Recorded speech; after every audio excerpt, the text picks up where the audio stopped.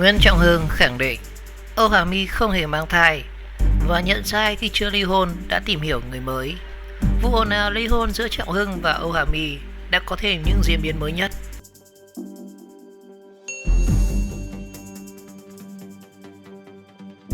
Sau 2 tuần ồn ào thì mới đây đạo diễn viên Nguyễn Trọng Hưng đã chính thức lên tiếng về chuyện ly hôn với giảng viên hot girl Âu Hà My trên trang Facebook cá nhân.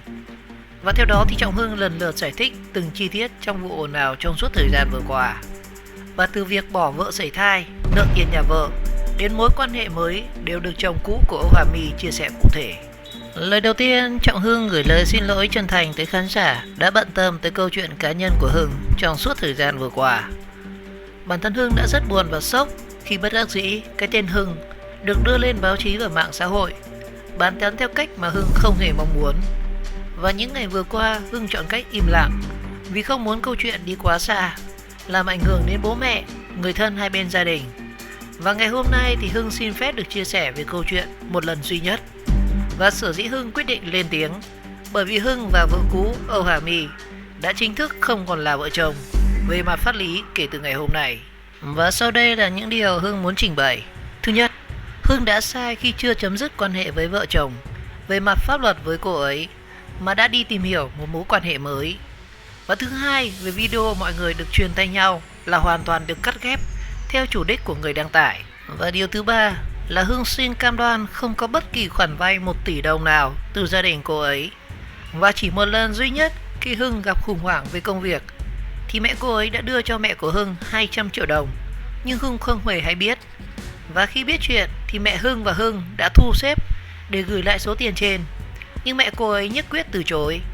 Và điều thứ năm, về thông tin vợ cũ nói rằng Hưng đưa cô ấy vào viện vì sẩy thai rồi bỏ mặc.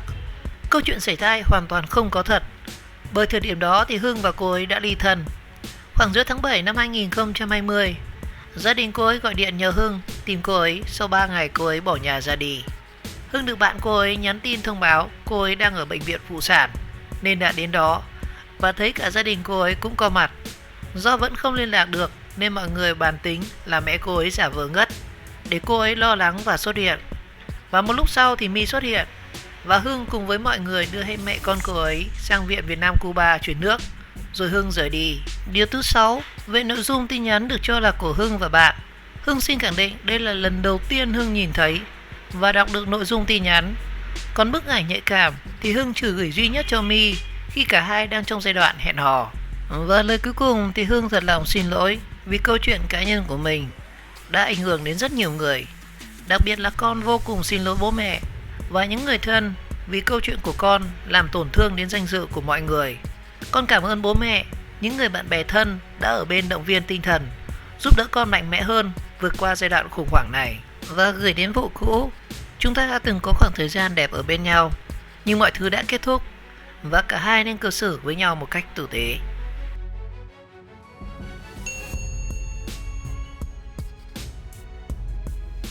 Người thân của Nguyễn Trọng Hưng bất ngờ tố Âu Hà My và tiết lộ rất nhiều chuyện động trời. Và tưởng như sau khi Nguyễn Trọng Hưng lên tiếng một lần duy nhất về chuyện tình liên quan đến Âu Hà My thì tất cả sẽ được khép lại. Tuy nhiên thì mới đây, cô cháu gái của Nguyễn Trọng Hưng tiếp tục khiến dân tình vô cùng sốc. Tối ngày 26 tháng 8 thì đạo diễn viên Nguyễn Trọng Hưng cho biết anh và vợ giảng viên Âu Hà My đã hoàn thành các thủ tục ly hôn để những ồn ào ngoại tình bạc béo, bỏ mặc vợ trong lúc sẩy thai, mượn tiền nhà vợ nhưng không trả. Và đồng thời Nguyễn Trọng Hưng cũng lên tiếng trên trang cá nhân và anh chia sẻ việc Âu Hà My sẩy thai rồi bị anh bỏ mặc là hoàn toàn không có thật. Và thời điểm mà Âu Hà My đề cập đến thì anh và cô nàng này đã ly thân. Và clip bóc phốt chỉ là sản phẩm được cắt ghép có chủ đích. Và khoản vay 1 tỷ đồng của Trọng Hưng mượn gia đình và Hà My cũng không phải là sự thật. Và một tình tiết bất ngờ hơn là người phụ nữ tự xưng là cháu và gọi Hà My bằng mợ và Trọng Hưng bằng cậu đã có bài chia sẻ rất dài. Nội dung bài viết tố cáo Âu Hà My không tốt đẹp như những gì tự viết về bản thân mình. Cô gái này còn mỉa mai Âu Hà My là một nàng dâu khá lười và thường dậy muộn và không hề làm tròn trách nhiệm của một người vợ. Và thời điểm bố Âu Hà My bị bệnh phải sang nước ngoài để chữa trị thì Trọng Hưng cũng đã rất chu đáo chăm sóc cho bố vợ. Cô cũng khẳng định không có chuyện gia đình cô vay tiền của gia đình Hà My 1 tỷ để trả nợ cho Trọng Hưng. Và có vẻ cuộc sống hôn nhân này ngay từ đầu đã là một tấn bi kịch. Và tài khoản này cho biết rằng trong thời gian về làm dâu gần 1 năm, Âu Hà My thì chưa bao giờ làm việc nhà, đến một bữa cơm cũng chưa từng nấu, nhưng lại lên mạng xã hội tỏ vẻ như là mình người vợ hiền dâu đảm. Và trong lúc bố Âu Hà My bị bệnh phải nằm viện, thì Nguyễn Trọng Hưng đã bỏ hết công việc và chạy đến túc trực bên bố vợ. Và đến khi bố vợ Âu Hà Hy mất, thì Trọng Hưng cũng giúp đỡ chăm sóc gia đình trong tâm trạng suy sụp. Thế nhưng gia đình Hà My lại nói rằng Trọng Hưng đu bám và đào mỏ nhà vợ. Và không hề có câu chuyện gia đình Trọng Hưng hay là cá nhân anh Hưng vay mượn 1 tỷ đồng với gia đình Hà My. Trọng Hưng và Hà My đã từng ký vào đơn ly hôn trước thời điểm anh chàng bị bóc phốt. Thế nhưng trong clip Hà My quay lại, thì cô nàng kêu Trọng Hưng phải ký thêm một lần nữa. Vì cảm thấy đáng ngờ trước hành động của vợ cũ, thì Trọng Hưng mới loay hoay đọc lại chứ không tùy tiện ký vào. Và đặc biệt người này còn khẳng định Hà My đã đi chơi gôn ngay sau ngày mà cô nàng cho biết là bị sảy thai. Và trong lúc còn ở nhà chồng, thì Hà My thậm chí còn đặt máy nghe trộm khắp nơi trong nhà. Và để cộng đồng mạng tin tưởng hơn, thì người này đã đăng ảnh để chứng minh. Tài khoản này còn bức xúc về cách hành xử của Âu Hà My. Cái cách hành xử của chị với nhà chồng, hơi tí thì bảo bố mẹ chồng là thằng là con, và các chị chồng là cái lũ nhà quê rẻ rách. Và cái giọng điệu hơn phân và cách ứng xử kiểu thành phố của chị, thì cho em hỏi, thằng đàn ông nào mà dám đứng ra đây bảo chịu được một người vợ không coi gia đình chồng ra cái gì? Nhà em đông con đông cháu, thì chị bảo là chị là con một quen rồi, còn nhà em là con đàn cháu đống. Vậy thì chị định nghĩa thế nào về từ con đàn? Chị nghĩ mình là cành vàng lá ngọc, thì gia đình em cũng coi cậu em như là kim cương hột xoàn.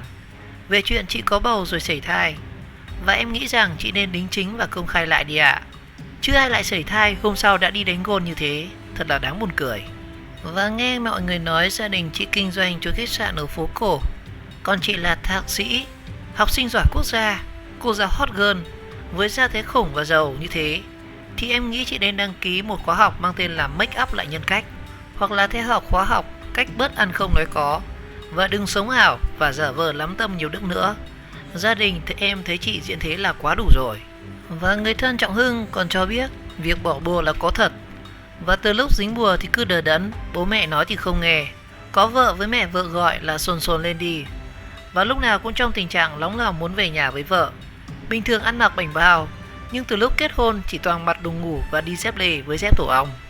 Tuy vậy thì thông tin này mới chỉ là một chiều và chưa rõ thực hư như thế nào. Việc bỏ bùa là hành động mang tính mê tín dị đoan và chưa được kiểm chứng có tác động đến người nào bị bỏ bùa. Và hiện tại câu chuyện vẫn đang thu hút sự quan tâm rất lớn của cộng đồng mạng.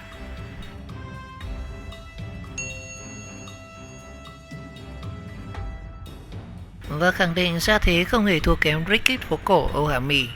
Vậy nhà Nguyễn Trọng Hưng thì có gì? Và nghe chừng gia thế nhà chồng cũ giảng viên Âu Hà My cũng không phải là dạng vừa. Vài ngày gần đây thì Nguyễn Trọng Hưng và Âu Hà My lại tiếp tục gây sự chú ý trên mạng xã hội.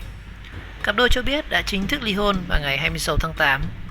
Và không những thế, Nguyễn Trọng Hưng còn chính thức giải thích mọi chuyện sau một thời gian dài im lặng. Và cùng lúc đó thì chị ruột của Trọng Hưng cũng lên tiếng và khẳng định điều kiện kinh tế của hai bên gia đình là ngang nhau và phải môn đăng hộ đối thì mới cưới.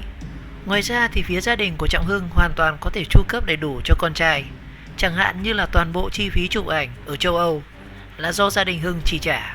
Và điều khiến rất nhiều người thắc mắc đó chính là gia thế nhà Trọng Hưng hoành tráng đến cỡ như thế nào mà lại khẳng định môn đăng hộ đối với Ricky phố cổ như là Âu Hà My.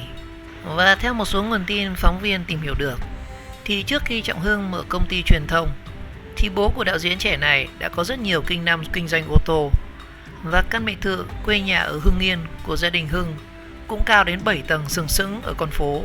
Còn hiện tại thì gia đình Trọng Hưng đang sinh sống trong một căn nhà 2 mặt tiền cao 7 tầng tại Hà Nội. Còn đối với riêng Trọng Hưng thì đạo diễn trẻ này đã sở hữu những chiếc siêu xe đắt tiền như là Mercedes, BMW kép vân vân đã từ rất lâu.